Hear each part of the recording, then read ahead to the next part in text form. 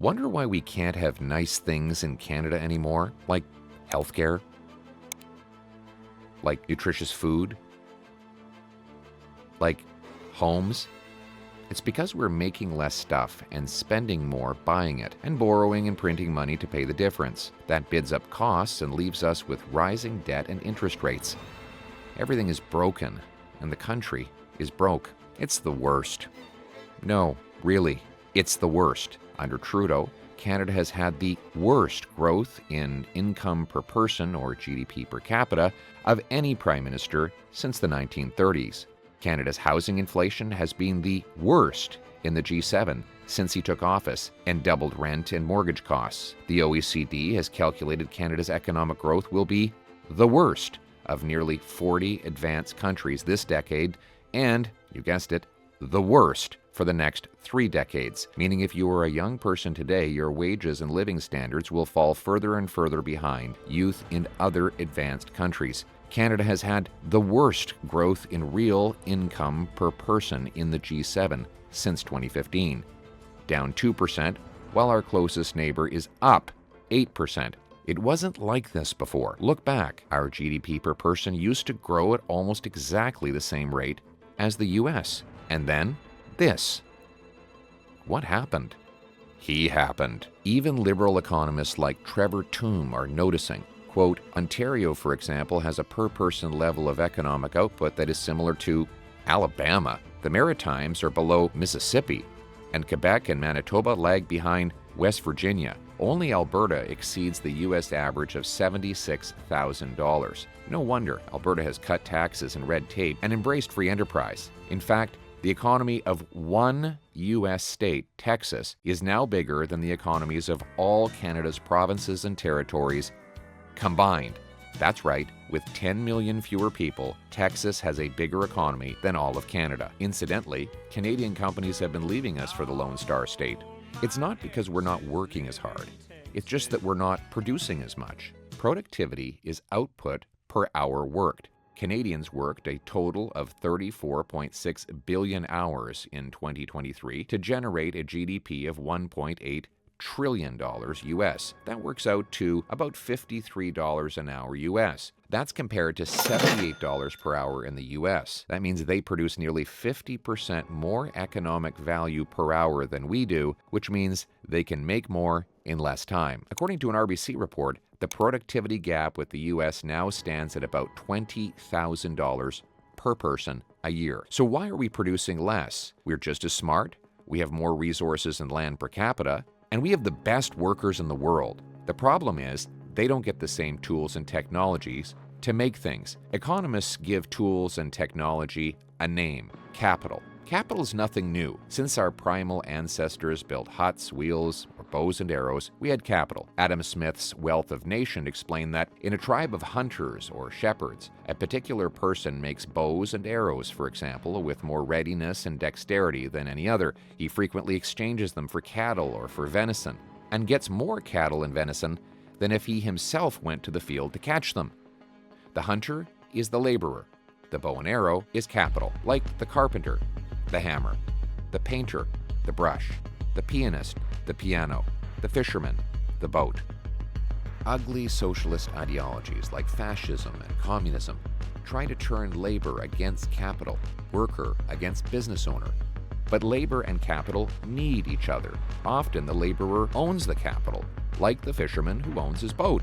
If there were no profit in buying a fishing boat, no one would do it. The fisherman would not leave the shores, and you'd have no fish on your plate. Or burgers. If you like burgers, then you'll like this machine back here. This is capital. We wonder what capital is. Capital is advanced machinery like this. Tell me what this machine does and why somebody who likes cheeseburgers should care about it. So this is a column dumper. All the ingredients that you need to make your hamburger are going to go into the buggy. The buggy's going to rise up. It's going to dump into a mixer. That mixer is going to mix all the ingredients for your juicy hamburger. It will go into a former, and then it will go into a freezer, and then it will go onto our conveyor system. Look over at that conveyor system right over there. That's also capital, right? It is also capital, and it will go into a packaging packaging machine, into a box, into a truck, into the grocery So store. that people can have a nutritious, delicious, protein-packed hamburger brought to them at the lowest possible price with the highest possible health, safety, and nutritional value. And your workers, of whom I think you have about 300, Yes. can have big, powerful paychecks, right? Absolutely. But to do that, they need machines which economists call capital. Capital is also called investment. When you divide the amount of business investment by the number of workers in the country, you see that in 2023, Canadian workers got 58 cents of investment for every dollar a U.S. worker got, and only 65 cents for every dollar workers in the OECD got. So who do you think is going to make more cheeseburgers? Their farm workers get more tractors. Their food packaging workers get higher-powered machines to move and pack it. Their truckers get newer and more efficient trucks to ship the food. So their workers make more money making more food more affordably. The same is true for homes or computer chips or auto parts or anything else we make. So if our investment is leaving, where's it going? There will be a giant sucking sound going south. There will be a giant sucking sound going south. Today, that sucking sound is Canada's money, machines, businesses, and paychecks heading south. These bars show the net inflow or outflow of investment between Canada and the U.S. this century. When the bars are above the line, it means more investment is moving from them to us than from us to them. Below the lines means we are losing money. From the year 2001 until 2014, 14 straight years, Canada won the investment tug-of-war. We were beating the Americans. Then, in 2015, something happened, and the money started flowing in the opposite direction. Every year on record since 2016, 17, 18, 19, 20, 21, and 22, the Americans took more investment from us than we got from them, now totaling $460 billion. Or $11,500 more per person leaving Canada for the U.S. than we got back. Our money building factories, mines, machines, technology companies that pay American wages. What happened? He happened. It was only 9 years ago, the very liberal New York Times found that Canada's middle class was richer than America's. 9 years of growing taxes, housing costs, bureaucratic gatekeeping that block major projects have driven money, business, and high-skilled workers away. Even the CBC admitted the number of Canadians leaving to the U.S. has hit a 10-year high, with 126,340 people leaving in 2022, up 70% from a decade before. People leaving cited Canada's housing, after Trudeau doubled the cost, access to doctors, after Trudeau tax hikes pushed physicians to leave, and high taxes and crime, driven by liberal spending and catch-and-release laws. And it's about to get a lot worse. Running out of money and worried about a debt downgrade from rating agencies, Finance Minister Freeland has announced a job-killing tax on healthcare, home building, small business, and farmers. Taxing farmers drives up food costs. Taxing doctors makes it harder to find one. Taxing home builders means fewer homes. And taxing small businesses means fewer paychecks. Businesses, jobs, doctors, and food production will leave Canada.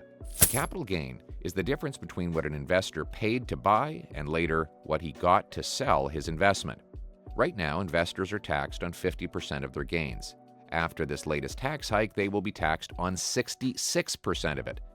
This despite the fact that capital gains are already taxed multiple times. First, capital gains come from businesses reinvesting their earnings to grow. Government already taxes those earnings once.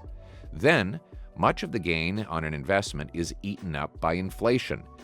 If you buy a company for $100 and sell it for $110, but inflation has totaled 5%, your real gain is $5, but you're taxed on the full $10 gain. To summarize, given that capital gains are already double taxed and partly inflated away, adding new taxes is unfair. With this tax hike, Canada's capital gains tax will be one of the highest in the advanced world, so businesses, jobs, and money will pour out of our country at an even faster rate. There is good news for some and bad news for others. The good news is that if you're extremely wealthy, you'll get around this tax hike. For example, Justin Trudeau kept his family fortune, which he inherited from his grandfather, in a tax-sheltered trust fund to avoid taxes. I no longer have dealings with the way our family fortune is managed. And Freeland gave billionaires an escape hatch. She waited 2 months after she announced the tax hike before it took effect, giving billionaires plenty of time to sell their holdings without paying the higher rate and move their money to lower-taxed foreign countries where it will build businesses, factories, mines, railroads, and other job-creating investments over there. We know that this is already happening because the government's own estimates demonstrate it. Look closely at the budget projections for the tax change. This year, the tax change is only in place for 6 months, June onward, yet it generates $6.9 billion. Next year, it is in place for all 12 months, yet the revenue from it crashes to $3.4 billion. And the year after that, it drops to $375 million, about what the government spends every 7 hours. Why? Because the extra money the government gets this year is not from people paying the tax hike, but from people avoiding the tax hike by quickly selling investments and realizing gains before the hike comes into force on June 25th. These gains are taxed at the lower rate, but because the volume of transactions is so high, the government gets a short-term sugar high of revenue. If someone is going to sell their investment to avoid paying this tax, are they going to reinvest the proceeds here, knowing that they will have to pay it in the future? Of course not. Rather, they will simply reinvest the money in another country where the tax hike does not apply at all. So who will pay? 1. People who have one-time sales or disposals of long-term assets, like this wonderful grandmother. 93-year-old Liz Diachin has had this farm property in Warkworth, northeast of Coburg, for 58 years. Across the road in front of her home is a small plot of land she owns. Since her daughter and grandson each currently rent homes, she decided to give them the land to help out. And I said, why should I pay capital gain? You know, I'm not selling it to them. I'm gifting it to them. Second, 300,000 businesses, many of them small businesses, and indirectly their workers will pay this tax hike based on the government's own numbers. These businesses will stop investing in machines, factories, and other equipment that workers use to earn wages. It goes right through the food chain. Because the tax hike punishes farmers, we will have fewer farmers producing food. One restaurant owner told me he just turned down a chance to invest in a new restaurant because of the tax and is instead leaving Canada. So who will give students their first jobs? What happens to the out-of-work waitresses who have kids to feed? Where will you go for dinner? The tax punishes doctors, which means your family physician could leave Canada. We're trying to hold up a healthcare system that's crumbling around us. We really cannot introduce new reasons for physicians to scale back their practice, particularly community family medicine practice. It's simply the wrong move. Because it punishes home building, there will be fewer homes built, and you will eventually pay more to buy or rent. And after investors leave, who will be left to pay the taxes? You. Just like you got the bill after Trudeau promised 9 years ago that some rich guy on a hill somewhere would pay for all his spending. Canadians pay enough in taxes, except the middle class should pay less taxes and the wealthiest Canadians should pay more. Yet, a decade later, and 9 in 10 middle-class families pay more income tax. And, despite Trudeau claiming the carbon tax would make you better off, 100% of middle-class families pay more in carbon tax than they get back in rebates. And for the first time since the Great Depression, the middle class can't afford homes or food. As for that rich guy on the hill, well, he's never been richer. At a time when the richest are only getting richer? After 9 years of Trudeau, Justin Trudeau is not worth the cost. To fix what he broke, we need to overhaul the system to make taxes low, simple, and fair.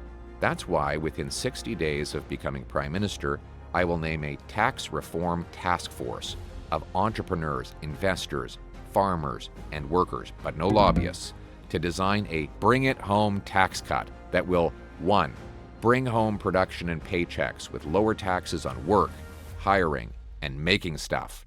2, bring home fairness by reducing the share of taxes paid by the poor and middle class while cutting tax-funded corporate welfare and cracking down on overseas tax havens. 3, bring home 20% less paperwork by simplifying tax rules. Lower, simpler, fairer. We will unlock the potential of our strivers, inventors, builders, entrepreneurs, and workers to restore Canada's promise.